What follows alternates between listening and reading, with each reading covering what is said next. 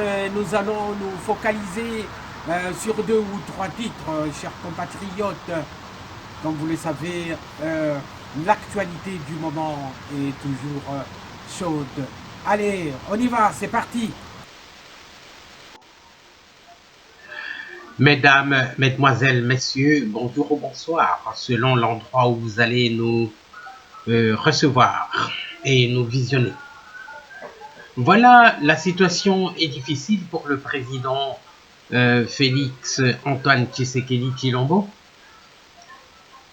Ok, c'est ce que illustre les dires, les déclarations de Monseigneur Ambongo, l'archevêque de Kinshasa, dans une publication du Vatican que nous allons vous montrer tout à l'heure. Vous allez vous rendre compte qu'il se soucie de la mainmise de Kabila sur toutes les institutions du pays.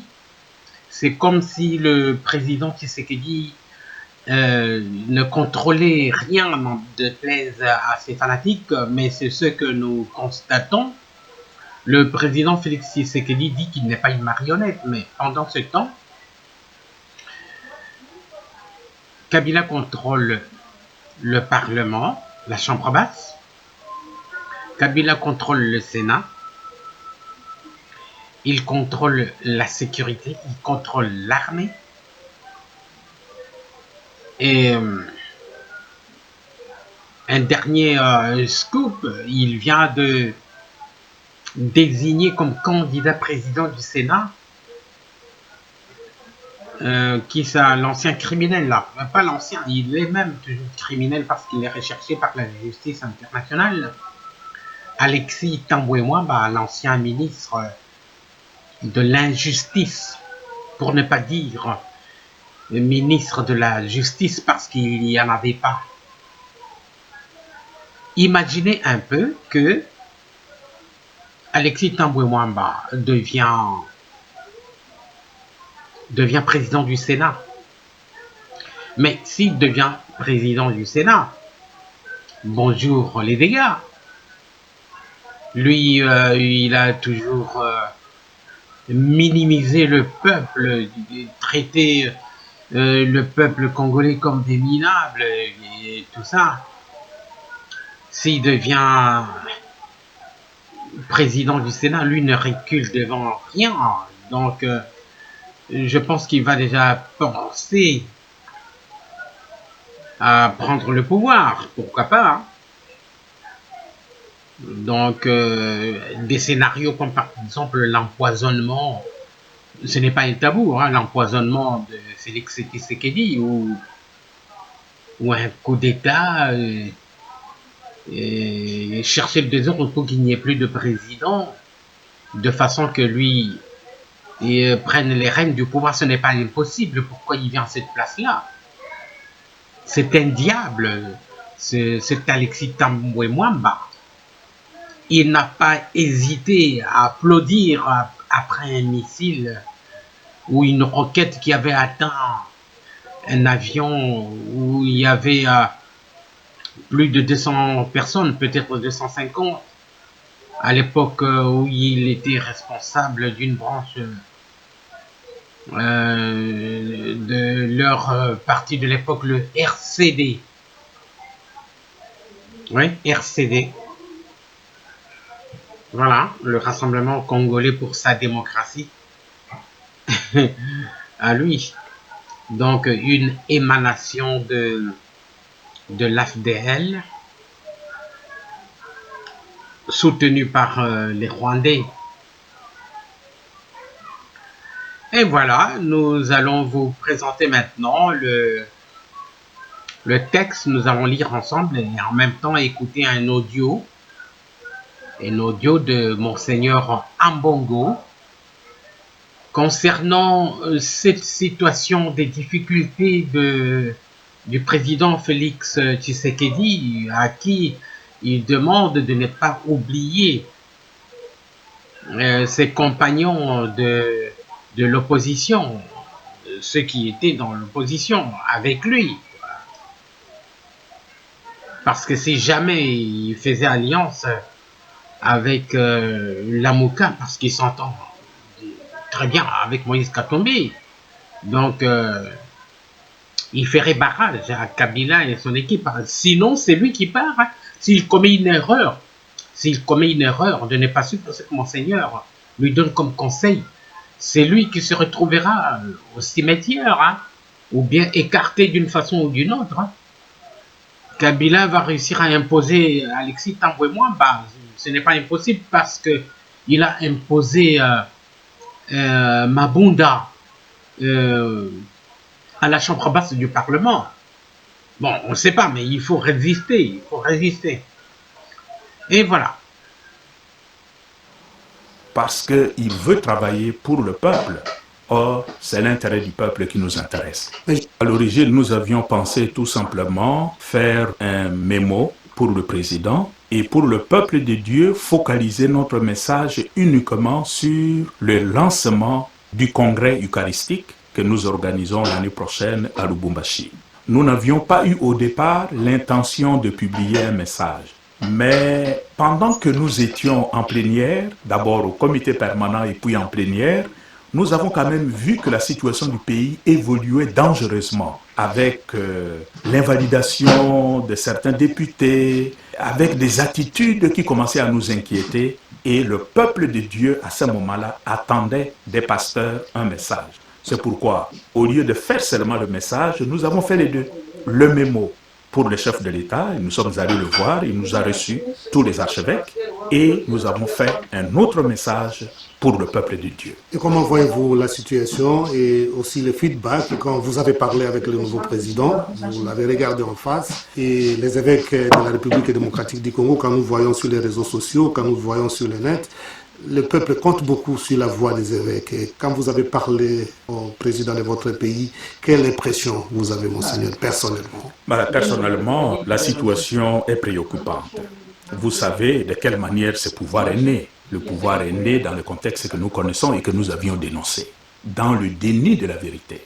Mais nous nous sommes dit, nous comme pasteurs, on ne s'accroche pas à l'histoire, parce que même du mal peut sortir le bien. Nous prenons le pouvoir tel qu'il est là et voir comment on peut tirer le meilleur pour le peuple de Dieu avec ceux qui sont aux affaires. Et c'est avec cet espoir que nous sommes allés échanger avec le chef de l'État.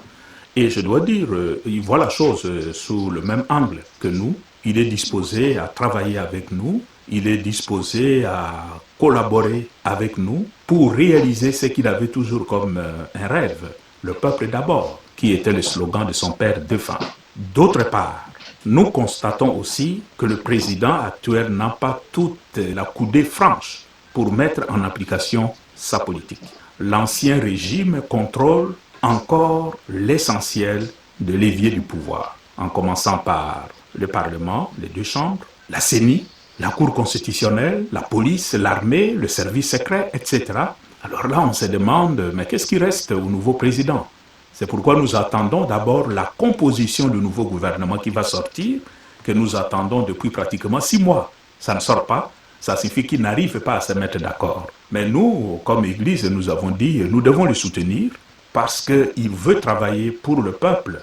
Or, c'est l'intérêt du peuple qui nous intéresse. Et justement, pour aider le nouveau président, les évêques ont des idées pour essayer de débarrasser le pays des anciens systèmes que vous venez d'énumérer, pour aider le nouveau président à avoir les mains libres. Nous avons 2 leviers. Le premier levier, c'est la collaboration ordinaire entre l'Église et le pouvoir, comme ça a toujours existé. Pour ça, nous avons demandé au chef de l'État de finaliser l'accord cadre qui est sur son bureau. L'accord cadre entre les Saint-Sièges et la République démocratique du Congo. Tout à fait. Donc cet accord cadre est aujourd'hui devant son bureau. Il n'a qu'à signer parce que ça a déjà franchi toutes les étapes. Nous l'avons encouragé à le faire. Il nous l'a promis. Ça, c'est pour la collaboration ordinaire.